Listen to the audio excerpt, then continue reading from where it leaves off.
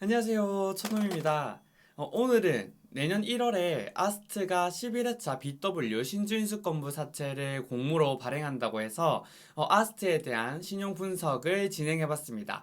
그럼 바로 신주인수권부 사채 청약에 들어가도 될지 말지 한번 크레딧 분석을 같이 진행해보도록 하시죠. 그래서 제가 일전에 그 시스웍이라는 신주인수권부 사채를 분석하면서 크게 4가지에서 5가지로 분류하고 채권을 분석해 보시라고 말씀드렸는데요. 잠시 복귀해보자면 첫 번째, 최대 주주가 어떤 사람인지 그에 대해서 한번 분석해보라고 말씀을 드렸고, 어떤 그룹에 속해 있다라고 하면 그 지배 구조 내에서 어떠한 위치를 차지하고 있는지 이런 것들도 중요하게 보셔야 된다고 말씀드렸고요. 두 번째로 이 동사 내가 분석하고자 하는 기업이 어떠한 사업을 영위하는지는 기본적으로 보셔야 합니다.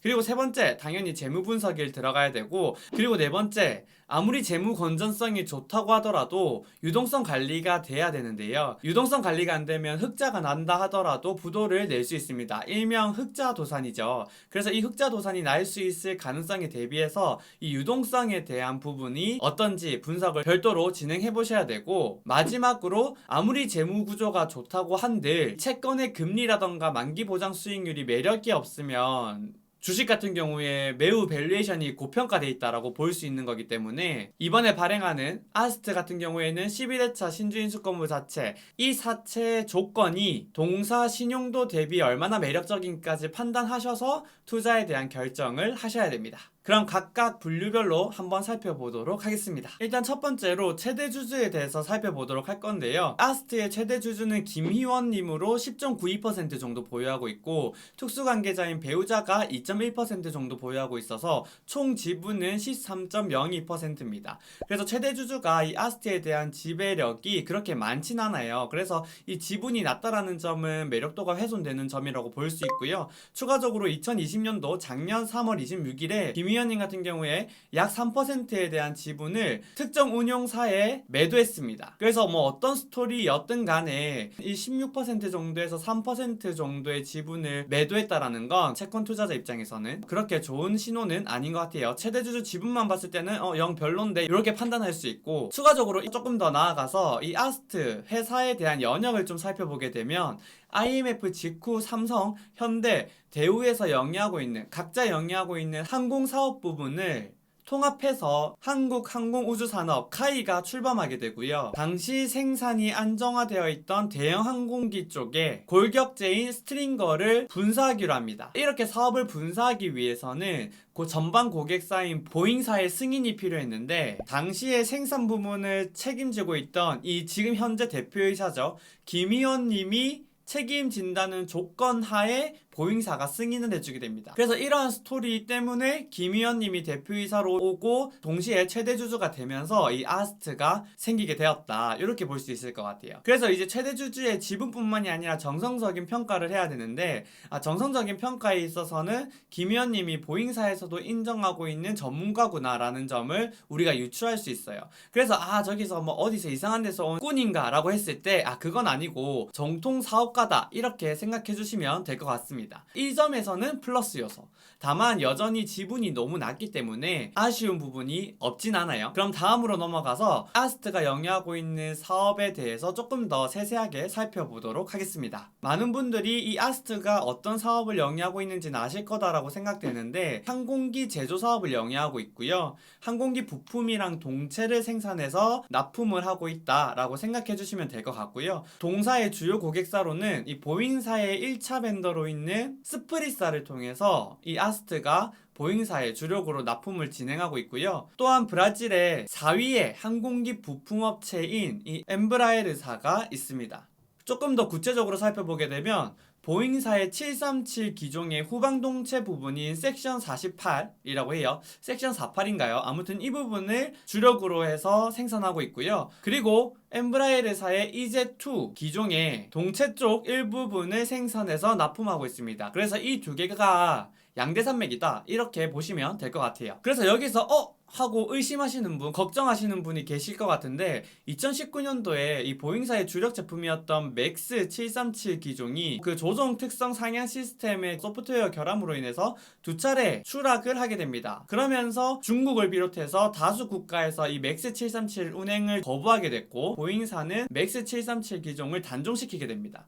근데 지금 보면은 맥스 737이긴 한데 이 아스트가 납품하고 있는 기종이 737이었거든요. 기존에 맥스 737이랑 같이 들어가는 부품과 파츠가 있었다 보니까 이 아스트에도 악영향을 미치게 됩니다. 그러면서 2020년도 실적이 뚝 떨어지게 돼요. 그리고 최근에는 코로나까지 발생하고 시장에서 생각했던 것보다 훨씬 더 장기화되면서 여객기에 대한 운항이 급격하게 줄어들게 됩니다. 전방단에서 비행기에 대한 신규 생산 이런 것들이 현격히 줄어들게 되고 연속으로 이 아스트가 직격탄을 맞게 돼요. 실적에. 그러면서 2020년도 엄청나게 깨졌고요. 2021년도도 적자를 지속적으로 기록하고 있습니다. 근데 최근 이제 뭐 코로나에 대한 경각심이 좀 줄게 되면서 이 여객기가 조금씩 뜨고 있다고 하거든요. 전방단에서 조금씩 여객기가 뜨다 보니까 이 아스트도 납품하는 실적이 조금씩 늘게 되고 수주잔고 또한 조금씩 늘게 됐습니다. 올해 2021년도 상반기까지는 계속해서 적자를 기록했는데 3분기 때는 매출이 좀 증대하면서 영업이익 별도 기준으로 영업이익이 흑자를 기록했어요. 완전 암흑기인 2020년도 21년도 상반기를 지나서 이제 턴어라운드 한다라고 기대를 할 수 있는 부분이 있긴 한데 그럼에도 불구하고 코로나가 생각보다 다시 또 이 오미크론을 시작으로 해서 안 좋아질 것 같거든요. 보통 이제 2개 분기에서 3개 분기 정도는 연속으로 이렇게 흑자가 나주면서 증대하는 모습을 보여야 안정적으로 턴어라운드를 한다라고 우리가 확신을 할 수 있는데 아직까지 1개 분기로는 그게 좀 부족하다라는 거예요. 그래서 이 실적 측면에서도 조금 더 지켜볼 필요는 있다. 좀 우려 섞인 시각으로 보셔야 될 것 같다 말씀을 드리고 싶고요. 그리고 또 어떤 파츠, 어떠한 부품을 만드느냐에 따라서 생산부터 납품까지 리드타임이 다 다르겠지만 평균적으로 이 아스트가 지금 봤을 때는 300일 정도 걸렸는데 지금은 코로나 때문에 재고자산으로 많이 축적을 하고 있고 납품이 안 되다 보니까 이 납품까지의 이 시일이 1000일 정도 소요가 됐다고 해요. 그만큼 뭔가 이 매출 채권이 현금화되고 또 재고자산이 정상적으로 납품이 되면서 매출을 일으켜서 수익을 창출하는 그 힘이 매우 약화돼 있다. 그래서 사업적인 측면에서는 아스트 여전히 위험하다 이렇게 판단할 수 있을 것 같아요. 이렇게 장단점을 가지고 우리는 재무 구조를 한번 살펴봐야 합니다. 채권 투자에 있어서는 재무 분석이 가장 중요하다고 볼 수 있고요.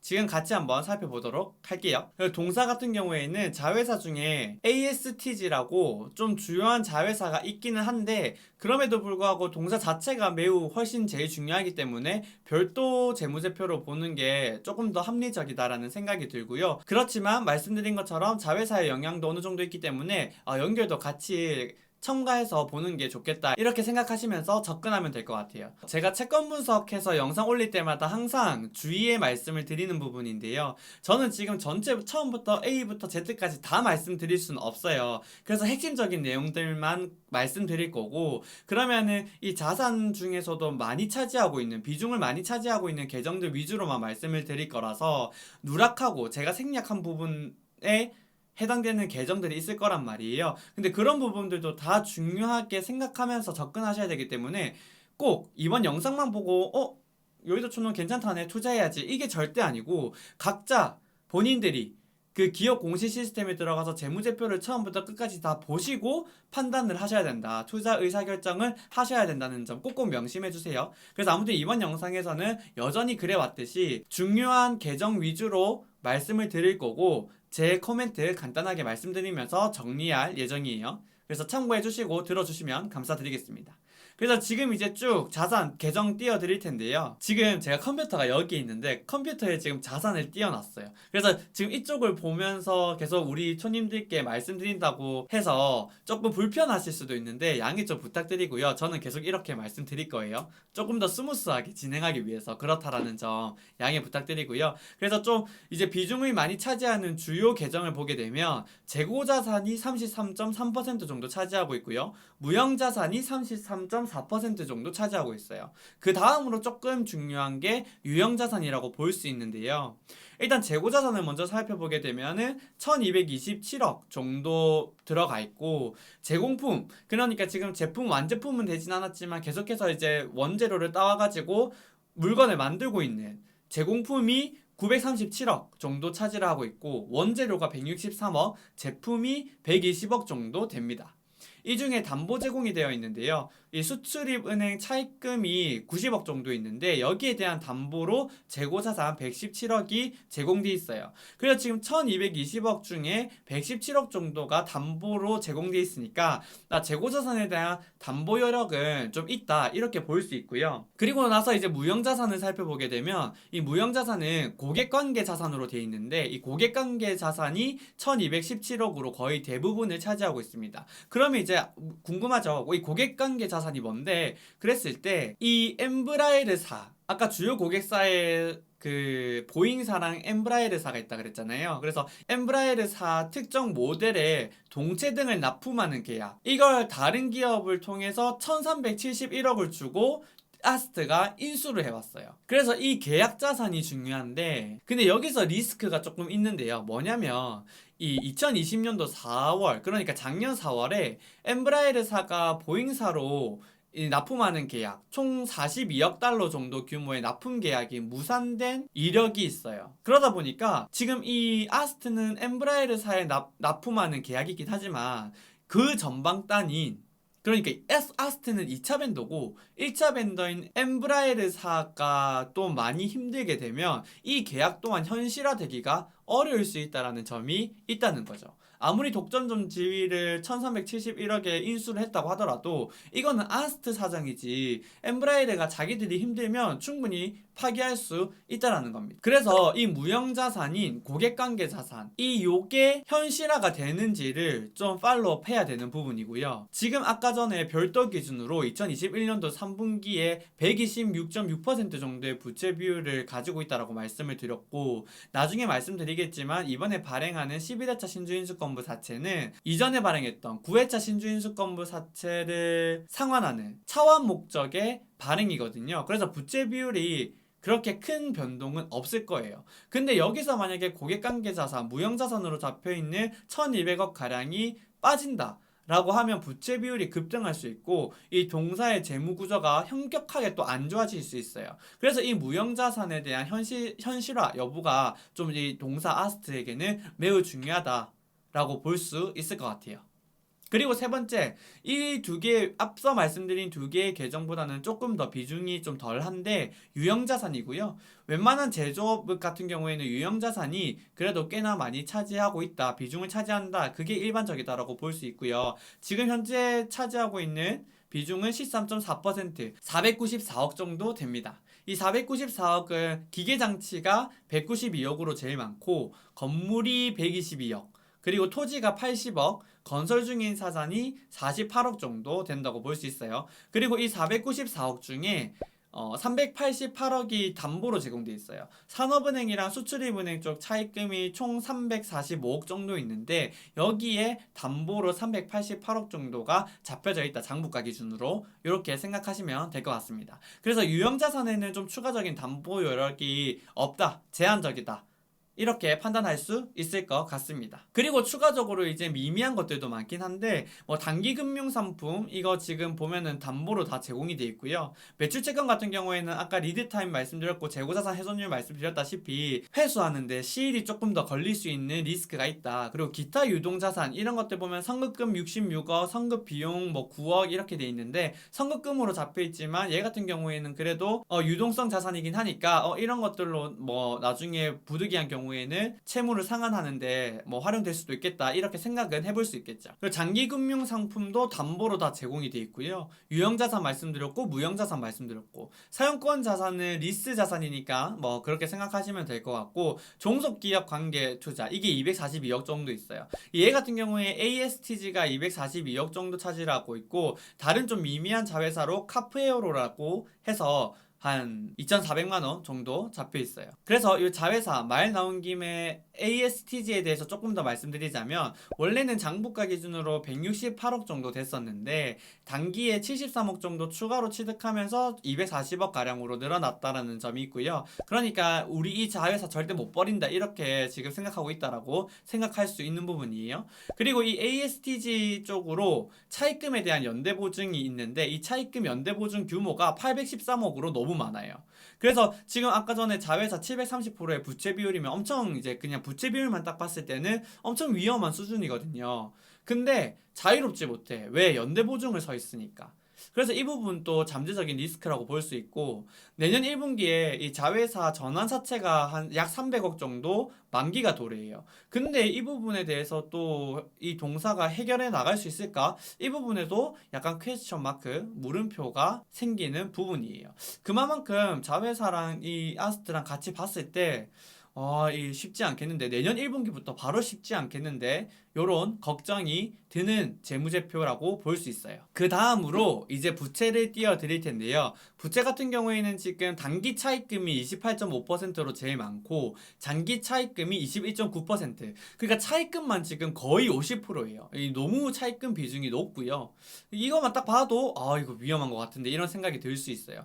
그리고 이번에 이제 차환 목적으로 발행된 뭐다 신주인수권부사채 이게 이제 9회차 BW라고 보시면 되고 300억 발행했고요. 299억 정도 잡혀 있어요. 그래서 이게 지금 채권이 행사가 되면서 남아있는 잔존 액면은 299억 2,400만 원 정도 돼 있고요. 여기에 뭐 상한 할증금 그리고 인수권 조정 이런 것들이 들어가면서 장부가에는 299억 정도로 잡혀 있다. 그리고 그러면은 만기가 언젠데 2022년도 1월 19일에 조기 상한이 행사가 될 가능성이 매우 높기 때문에 그래서 이게 이제 조기 상한 요청이 들어왔을 때 다 문제없이 상환을 시켜줘야 되니까 새롭게 채권을 발행해서 너희 거 다 상환시켜 줄게 요렇게 이러한 목적으로 이 11회차 BW가 발행된다 생각해 주시면 될 것 같고요.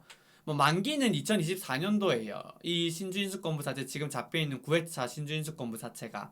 근데 모르겠어요. 이 아스트가 좀 위험하다라고 생각하고 이 똑똑한 투자자라면 웬만하면 조기상한 청구를 하지 않을까 싶긴 하거든요. 그래서 2024년도 이 만기는 크게 의미가 없다. 이렇게 봐주시면 됐고 그렇지만 여기에 조금 그나마 한 줄기 희망이라고 할 수 있는 부분이 바로 신주인수권입니다. 채권은 조기 상한으로 상한이 되겠지만 없어지겠지만 신주인수권은 그대로 남아있는데요. 신주인수권의 행사가가 5,178원입니다. 제가 지금 현재 영상을 찍고 있는 날 기준으로 해서 봤을 때 아스트의 주가는 5,480원이거든요. 그래서 이 신주인수권에 대한 가격은 제가 확인을 못했는데 주가가 충분히 올라오면 이 신주인수권이 행사될 수 있는 가능성은 여전히 좀 높다 이렇게 봐지고요. 채권이 상한이 되면은 사채 대용 납입이 안 되기 때문에 현금으로만 신주인수권을 행사할 수 있습니다. 그러면은 전환사채랑 달리 이 신주인수권이 현금으로 행사가 된다라는 뜻은 아스트 입장에서 자본이 확충된다라는 거기 때문에 현금이 생기거든요. 그만큼. 그러니까 동사가 사업을 영위하고 이 유동성을 대응하는 데 있어서 좀 숨통이 트일 수 있을 만한 요소다라는 점이 있는 거죠. 그래서 이 아스트 경영진 입장에서 무조건 내가 아스트를 살리겠다라고 하면 이거는 뭐 합법은 아니긴 한데 어떻게 해서든 내가 아스트 대표이사인데 다른 거 다 썼어. 모든 방안을 썼어. 그럼에도 불구하고 망할 것 같아. 그랬을 때는 마지막으로 어떻게든 주가라도 띄어서 신주인수권 행사라도 시켜보자. 이렇게 마지막 그 한 줄기 희망이 생길 만한 채널은 아직까지 놓여져 있다라는 거죠. 그래서 이 아스트의 주가가 향후 이 크레딧 이벤트 발생에 대해서 무형자산이 현실화되는 게 좀 중요한 키포인트라고 했는데 그만큼 주가 상승으로 인한 이 9회차 신주인수권이 행사되는지 이것 또한 키팩터다라고 볼 수 있을 것 같아요. 그래서 신주인수권부사채 이야기하다가 좀 쭉 이야기를 먼저 말씀을 좀 쭉 드렸고 그 다음 단기 차입금을 다시 보게 되면 산은에서 345억, 수출입은행에서 90억 정도 있어요. 근데 이것들은 아까 전에 제가 유형자산 담보가 잡혀있다고 말씀을 드렸고 그 외에 보게 되면 국민은행에서 45억, 기업은행에서 30억, 우리은행에서 57억 정도 차입금, 단기 차입금이 형성돼 있습니다. 근데 여기서 좀 문제가 뭐냐면 이 아스트가 힘든 걸 다 아는 거야. 그러니까 국민은행에서 지금 내고 있는 이자가 8.5% 너무 높거든요. 기업은행도 좀 못된 것 같아요. 중소기업은행이라 그러면서 12%의 이자를 받고 있습니다. 우리은행은 좀 낮아요. 3.695% 정도의 이자를 내고 있는 상황이라서 이 차입금도 만만찮다라고 볼 수 있을 것 같고요. 비중이 낮은 뭐 유동성 장기 차입금 같은 경우에는 원래 장기 차입금이었는데 지금 잔존 만기, 잔존 이제 그 상환해야 되는 그 만기가 남아있는 잔여 만기가 1년 이내로 들어오면서 이게 유동성 장기 차입금으로 넘어오게 되는데 그게 150억 정도 되고요. 장기 차입금을 보게 되면 451억인데 원래는 산은에서 552억, 국민은행에서 50억 정도 있었는데 이게 이제 유동성 대체가 되면서 아까 전에 잠시 말씀드린 유동성 장기 차입금으로 150억 정도 가량이 갔고 장기 차입금은 한 1년에서 3년 정도 잔여 만기를 두고 있는 걸로 해서 나눠서 451억 정도 돼 있어요.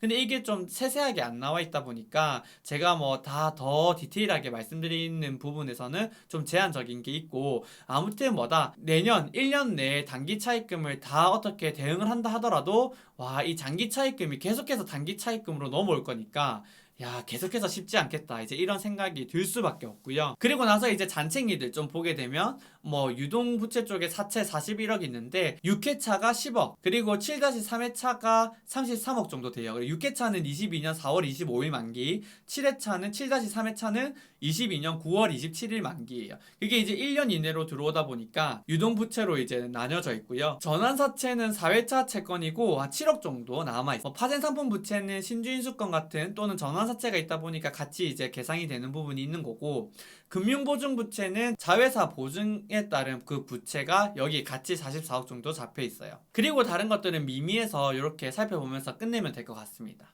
그럼 이렇게 이제 재무구조만 딱 봐도 아까 전에 현금성 자산 보면은 진짜 얼마 없었던 것 같은데 100억은 얘네들이 충분히 있었나 싶은데 지금 보면 부채에서 차입금만 봐도 이미 지금 뭐 몇백억 해서 1,000억 가까이 되니까 이건 너무 힘든데 상황이 너무 힘든데 이런 생각이 드는 거예요. 그래서 여기서 이제 연장성상으로 유동성에 대해서 한번 살펴보게 되면 현금성 자산이 24억 정도 있었고 기타 유동자산에서 뭐 선급금 이런 거 다 해서 한 66억 정도 있었어요. 나머지는 뭐 담보로 다 잡혀 있었고 그러면은 지금 얘네들이 사용할 수 있는 게 89억, 90억 정도의 유동성 자산이 지금 가지고 있는 게 전부거든요. 근데 아까 저 유동부채 이런 것들을 살펴보게 되면 단기 차입금 중에서 일단은 뭐 담보로 제공되어 있는 차입금은 차환되기가 쉬워요. 그래서 차환 가능성이 높다고 보면 되고 담보 안 잡혀 있는 채권들은 한 133억 정도 있었고 유동성 장기 차입금으로 넘어온 게 한 150억 정도 있었어요. 그리고 사채 이번에 그 1년 내에 만기 도래하는 사채가 41억 정도 있었고 전환사채 7억. 그래서 이렇게만 계산해도 부채가 지금 단기간 내에 대응해야 되는 부채가 332억 정도 됩니다. 이 체급 차이가 너무 커요. 유동성 자산이랑 이 유동부채랑. 그래서 이거 너무 힘들 것 같은데 이제 이런 생각이 들고요. 9회차 신주인수권부 사채도 유동성 사채라고 볼 수 있는데 어차피 차환 목적으로 11회차 신주인수권부 사채가 발행이 되고 이거 미매각 나면 어떡해라고 걱정하실 수 있는 분들도 있는데 유진투자증권의 잔액 인수예요. 그래서 이제 청약에 들어왔는데 개인들이 청약 들어왔는데 1대1이 안 된다라고 하면 나머지 물량들은 유진투자증권에서 다 인수해서 300억 발행하는 데는 문제가 없기 때문에 이 9회차 신주인수권부 사채를 차환하는 데 있어서는 상환하는 데 있어서는 전혀 문제가 없을 거다라고 볼 수 있어요. 그래서 이제 아예 계산하는 데 뺐고요. 여기 이제 장기 부채 쪽으로 해서 장기 차입금 450억, 사채 90억 정도 다 더하면 현금 유출이 중요한 잘 막아야 되는 부채만 지금 632억 정도 되고 여기에 자회사 보증 813억 정도 하면 이게 지금 얘네들이 갚아야 되는 이 지금 대응해야 되는 부채가 1450억 정도로 너무 많다. 이건 너무 힘들 것 같은데 이런 생각이 개인적으로 드는 그러한 재무구조 또 유동성이었어요. 그래서 내가 만약에 이 채권 투자자인데 안전한 채권들 위주로 투자하고 싶다라고 하시는 분들은 아스트 11회차 신주인수권부 사채 쳐다도 보면 안 될 것 같고요. 개인적인 생각이에요. 참고만 하셔야 돼요. 그래서 이런 분들이 접근하기엔 좀 많이 힘들다. 다만 이제 이 최대주주, 아스트의 최대주주가 뭐 꾼이 아니라 이 전통 사업가라는 점이랑 이 코로나가 터지기 전 그리고 맥스 737 기종이 두 차례 이렇게 추락하기 전에는 이 동사 실적 꾸준히 성장하던 기업이었거든요. 근데 이제 그러한 이벤트가 터지면서 좀 많이 급락을 하게 되는, 급격하게 실적이 악화되는 모습을 보인 기업이었는데, 코로나가 좀 완화가 되면서 이 전망단의 회복 기류가 보인다라거나 동사 주가가 큰 폭으로 상승하면서 이 신주인수권이 많이 행사가 돼서 자본이 큰 폭으로 확충되면서 뭔가 이 재무 구조가 큰 폭으로 개선되었다 라고 했을 때는 이 신주인수권부 사채 11회차 BW 이 투자하신 분들의 기대 수익률은 높을 수 있을 것 같아요. 근데 아무튼 뭐다, 여전히 위험은 매우 높고 자칫 잘못하면 신용 이벤트가 단기간 내에 발생할 수도 있는 그러한 위험에 노출되어 있는 이 기업이 아닌가, 이제 이런 생각이 듭니다. 그래서 아무튼 그럼에도 불구하고 나는 고이용 고수익 좋아해. 채권도 고이용 고수익이 최고지. 스릴 있잖아. 이러신 분들을 위해서 이 신주인수권부 사채 11회차에 대해서 제가 간략하게 조건 말씀드리자면, 일단 신용등급은 WB-고요. 발행 규모는 400억 정도 될 거예요. 아, 죄송해요. 제가 300억으로 그러면 말씀을 드렸는데, 계속 의아하긴 했어. 왜냐면 이게 그대로 그 9회차 BW만 막는다고 해서 얘네들 지금 답이 없거든요. 그래서 300억 이거 매칭하고 끝인데 라고 생각을 했는데, 지금 보니까 400억이네요. 죄송해요. 발행 규모는 400억. 그러니까 9회차 신주인수권부 사채 차환하고 나머지 100억은 또 다른 차입금 지금 이미 많았잖아요. 그거 대응하는 데 사용이 될 것 같고요. 발행일은 2022년도 1월 13일, 만기일은 3년 뒤인 2025년 1월 13일이에요. 근데 이제 이율은 1%고 YTM은 3%이기 때문에 이거 잘 모르시는 분들은 제 예전 영상 봐주시고요. 그 만기 때 상환율은 만원을 상환하는 게 아니라 만원을 1571.09원에 상환해요. 그래서 상환율은 105.7109%고 조기 상환 당연히 있고요. 1년 6개월 뒤인 2023년 7월 13일부터 가능하고요. 103.0568%의 상환율을 가지고 있다 점 참고하시면 될 것 같아요. 이 11회차 신주인수권은 행사가가 5,657원으로 돼 있지만 청약일 3영업일 전에 확정이 될 거고요. 지금 이거 기준으로 리픽싱 하단은 3,960원인데 주가가 더 떨어지게 되면 행사가는 더 하향 조정이 될 겁니다. 행사 기간은 2022년 4월 13일부터 2024년 12월 13일까지 가능하니까요. 요즘 좀 특이해요. 보통은 발행하고 1개월 뒤부터 행사가 가능한데 얘는 3개월 뒤부터 행사가 가능하다라는 점은 꼭꼭 유념하시고요. 청약일은 2022년 1월 10일부터 1월 11일 이틀간 진행, 환불은 발행일인 2022년 1월 13일에 됩니다. 그래서 주관하고 있는 주관사는 유진투자증권이고요. 사용 목적은 채무상환 자금으로 사용될 예정이라고 돼 있어요. 이게 지금 보면 300억으로 발행이 돼 있긴 한데 300억에 지금 9회차도 아마 상환율이 100%가 아닐 거란 말이에요. 그래서 웃돈을 주고 상환을 해야 돼서 넉넉하게 400억으로 발행하는 것 같습니다. 그래서 요점 참고해 주시고, 아시죠? 조금이라도 유익하고 흥미로웠다면 구독, 좋아요, 알람 설정 꼭 해주시고요. 저는 또 다음에 공모로 채권이 발행된다라는 소식이 들리면 이렇게 간략하게라도 분석해서 영상으로 찾아뵐 수 있도록 하겠습니다. 그럼 다음에 또 뵐게요. 안녕.